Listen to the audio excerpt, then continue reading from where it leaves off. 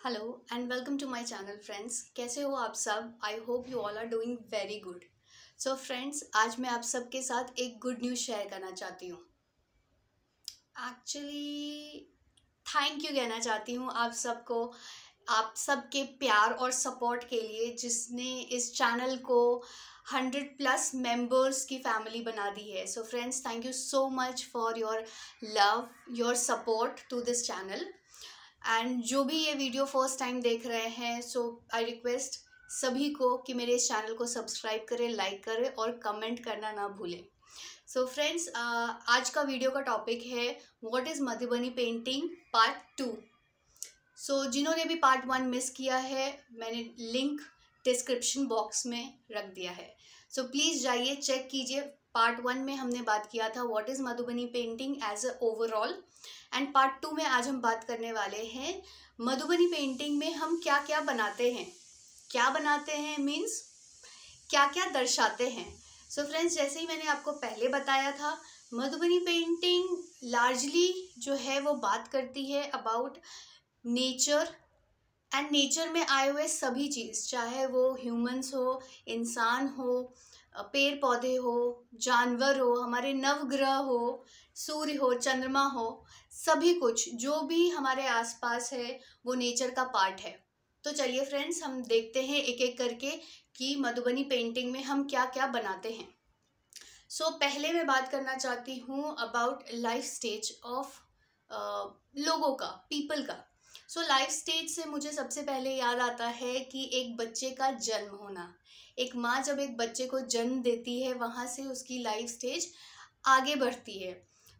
ये एक बहुत ही प्यारा सा दृश्य होता है जहाँ पे एक माँ अपने छोटे से बच्चे को लाड़ करती है, प्यार करती है। वो दर्शाया जाता है। फिर वो बच्चा, अगर वो बच्चा लड़का है, कुछ समय के बाद अलग अलग प्लेसेस के हिसाब से वैरी करता है कि उनके साथ हम कैसा फॉलो करते हैं। बट मोस्टली वो मुंडन करवाते हैं, जिसमें हमारे बाल निकाल दिए जाते हैं बच्चों के। फिर कहीं कहीं पे किसी किसी पार्ट ऑफ इंडिया में हम उनको जनेऊ बोलते हैं, उपनयन बोलते हैं, जिनमें उनको जनेऊ पहनाया जाता है। उसको दर्शाते हैं। फिर बच्चे जब बड़े हो जाते हैं माँ बाप के लिए, तो उनके लिए सबसे इम्पोर्टेंट स्टेज होता है अपने बच्चों की शादी करवानी। शादी को दर्शाया जाता है। अगर मैं मधुबनी पेंटिंग में बात करूँ कि सबसे ज़्यादा जो शादी को दर्शाया जाता है वो है राम और सीता का। राम और सीता के विवाह का जो वर्णन हम रामायण में देखते हैं, वो एग्जैक्टली सेम हम मधुबनी पेंटिंग में निकालते हैं।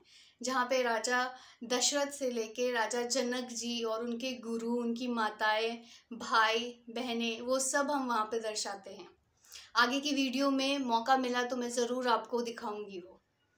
अब बात करते हैं, जब हमने बात कर लिया कि लाइफ स्टेजेस क्या है अलग अलग, उसी लाइफ स्टेजेस के दौरान जो हम रिश्ते बनाते हैं, जो जैसे कुछ प्रमुख रिश्ते हैं, जैसे माँ और संतान का, माँ और बच्चे का, बाप और बच्चे का, पिता और बच्चे का, इसी तरह से भाई और बहन के झगड़े हो या प्यार हो या राखी हो, ये सब को हम दर्शाते हैं।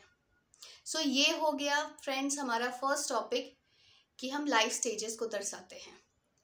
अब चलते हैं हमारे सेकंड पार्ट में, जो कि है फेस्टिवल्स। फेस्टिवल्स, अगर मैं गलत ना बोलूँ, इंडिया में, हमारे देश भारत में फ्रेंड्स, हर एक दिन एक त्योहार के जैसा होता है, जहाँ पे अलग अलग लोग अलग अलग जाति से, अलग अलग धर्म से, अलग अलग एरिया, रीजन ऑफ इंडिया से अलग अलग त्यौहार मनाते हैं, अलग सेलिब्रेशन करते हैं। और ये सेलिब्रेशन कुछ छोटा नहीं होता है, हम हर दिन एक नई संघर्ष करते हैं, वो भी एक सेलिब्रेशन है। फ्रेंड्स, अब बात करें हम कि फेस्टिवल्स में क्या होता है, तो हर तरह की फेस्टिवल्स हम मधुबनी पेंटिंग में बनाते हैं।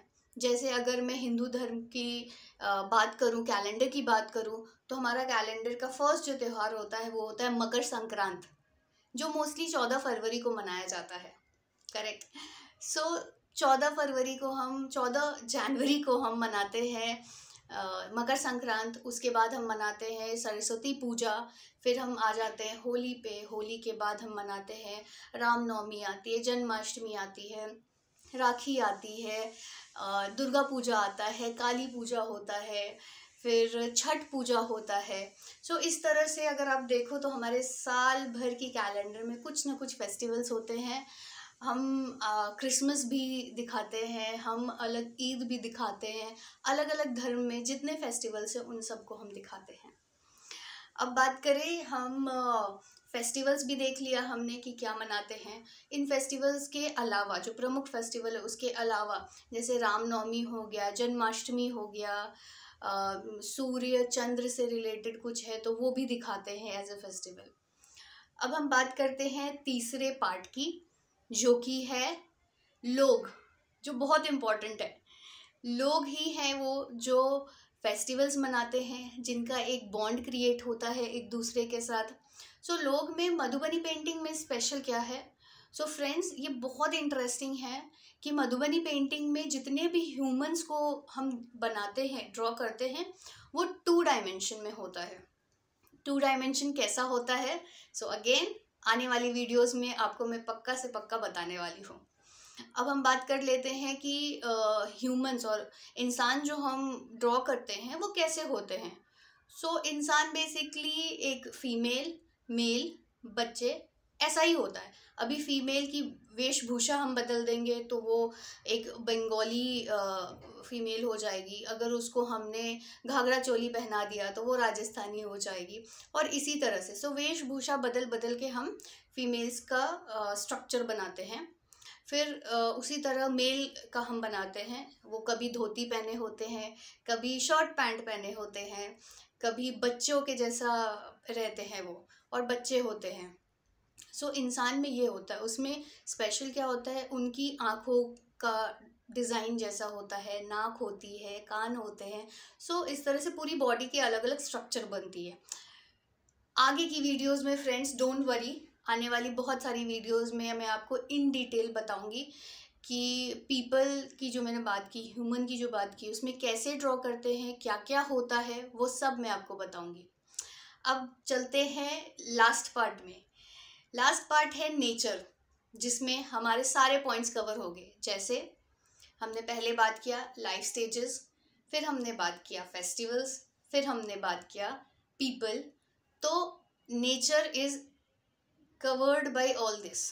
नेचर में ये सब आते हैं। इस सब के अलावा और क्या होता है नेचर में? जितने भी जीव जंतु हमारे आसपास हैं, लिविंग नॉन लिविंग, जैसे पेड़, पक्षियाँ, जानवर, पत्ते, पहाड़, झरने, नदी, समुद्र, हमारे नवग्रह, सूर्य, चंद्र, ये सब जितने भी आसपास चीज़ें आपके हैं वो सब नेचर का पार्ट है। तो ये सब हम मधुबनी पेंटिंग में कवर करते हैं। तो फ्रेंड्स, अभी तक मैंने आपको बताया कि मधुबनी पेंटिंग में हम क्या क्या बनाते हैं। मैं एक बार फिर से बताती हूँ। हम इसमें लाइफ स्टेजेस बताते हैं अलग अलग, फिर हम इसमें फेस्टिवल्स बनाते हैं, त्यौहार बताते हैं, फिर लोगों की आकृति ड्रॉ करते हैं। उसके अलावा नेचर से रिलेटेड जितनी भी चीज़ें हैं वो सब हम बनाते हैं। सो फ्रेंड्स, इसके साथ हमारा वीडियो आज यहीं ख़त्म होता है। आई होप आप सबको ये वीडियो काफ़ी इन्फॉर्मेटिव लगा, और अगर लगा है तो प्लीज़ वीडियो को लाइक करें और कमेंट करके बताएं कि आपको क्या अच्छा लगा और क्या आज आपने नया सीखा। और ये भी बताएं कि आने वाली वीडियोस में आपको इस चैनल के थ्रू किस टॉपिक पे इंफॉर्मेशन चाहिए, शेयरिंग चाहिए। और लास्ट में मैं रिक्वेस्ट करूँगी कि जिन्होंने भी अभी तक मेरे इस चैनल को लाइक एंड सब्सक्राइब नहीं किया है तो प्लीज़ फ्रेंड्स जाके आप सब्सक्राइब करें और मेरे वीडियोस को चेक करें, कमेंट करें, लाइक करें, एंड ऐसे ही अपना प्यार बनाए रखें। Thank you so much.